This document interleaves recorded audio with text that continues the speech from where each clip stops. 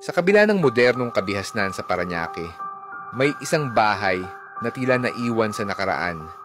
Ang dating marangyang tahanan ng pamilyang Visconde ay ngayoy nilulumot, ang mga bintana'y basag, at ang bakuran ay tinutubuan ng damo.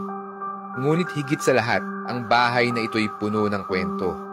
Mga kwentong kinatatakutan ng mga kapitbahay. Ayon sa alamat, tuwing alas 12 ng gabi, may naririnig na iyak ng babae mula sa loob ng bahay.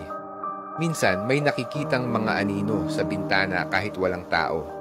Ang ilan ay nagsasabing ang mismong bahay ang nagtatago ng lihim ng isang trahedyang hindi pa natutuldukan. Si Mia, isang baguhang dokumentarista, ay naakit sa kwento ng bahay. Kasama ang kanyang mga kaibigan, si Jiro, ang matapang na cameraman, si Liza, ang